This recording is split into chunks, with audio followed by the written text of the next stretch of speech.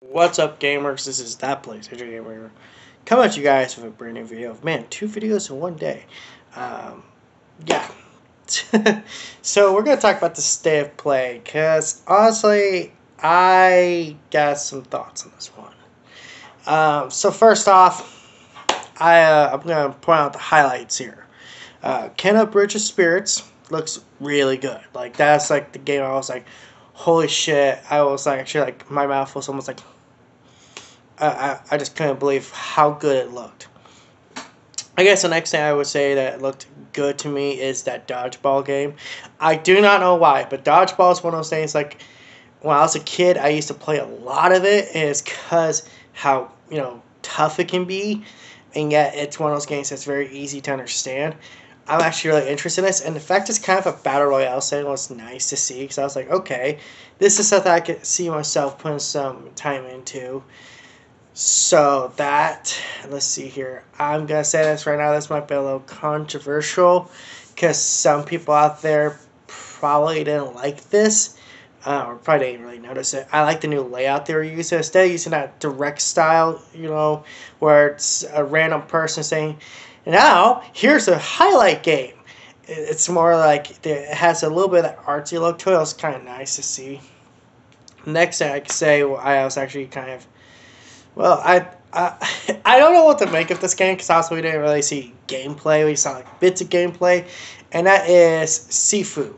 Now this is one of those things I'm like I could either love it or I could hate it. But for so far what I see, I actually like it quite a bit because I like these melee combat games where it's more focused on the combat than storytelling any of that. Because that could be a good predecessor to something that does focus more on story.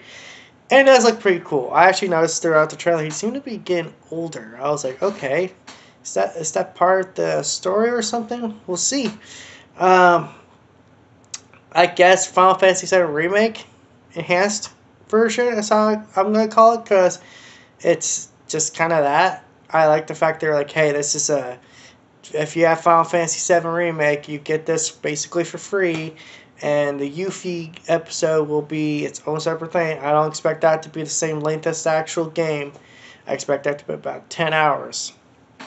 But yeah, we gotta talk about the negatives, because quite freaking frankly, I think a lot of I almost said direct, state of play, its biggest problem was this was a lot of stuff we already knew. We knew this stuff was gonna happen. The big surprise was Sifu, and that's kind of tells you what people were thinking. I mean, we literally got a rehearsal trailer the day before this came out.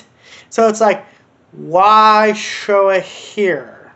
And then, yet again, more Deathloop, more Oddworld. Listen, if you're excited for those, great. Why the hell are they still showing these damn things? And it makes you just go, why? We already know about them. We know what these look like. This isn't a shocker. I don't mind it so much with rehearsal and Ken Bridge of Spirits because those are games I was kind of iffy on the combat, but now I'm like, okay, now I'm actually sold on the combat.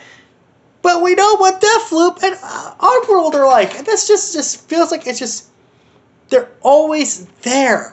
I almost feel like every one of these presentations, I should just sit there with a checklist and expect there to be Oddworld and fucking Deathloop until the games finally fucking come out.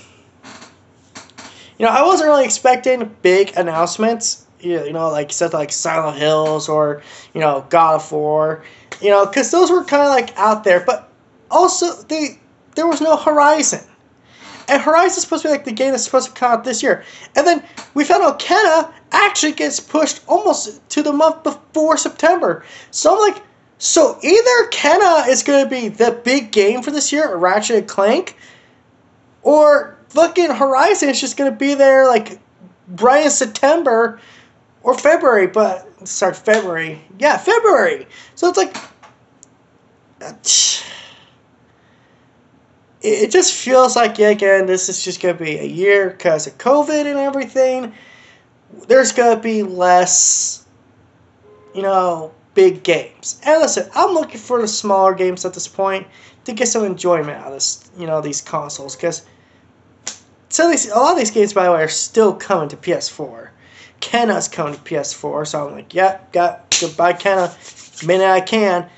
But this was just one of those things, like, I'm kind of glad I didn't get a PS5, just because I would probably be starving for games to play. At least in the PS4's case, I have an entire backlog. I have an entire, couple games to look forward to for the rest of the year. So overall, it was okay. That's what this whole thing was. It was okay. I was pissed off because they just kept showing us more of what we've already known about. If I had to give this thing a grade, I give it a C+, because Kenna did look really good. I was very impressed by that game, that dodgeball game. And you know what? I'm going to say this, and this might sound controversial. I do think that Five Nights at Freddy game could be really good if it's in VR. And correct me if I'm wrong, isn't it supposed to be the VR game? Just wondering. But yeah, this had been a interesting week in the PlayStation world. I hope you guys are getting some enjoyment out of this. Tomorrow, there will be a Pokemon Direct kind of event. I don't know if I'm going to be watching that, but we'll see. Peace out, guys. Have a good day.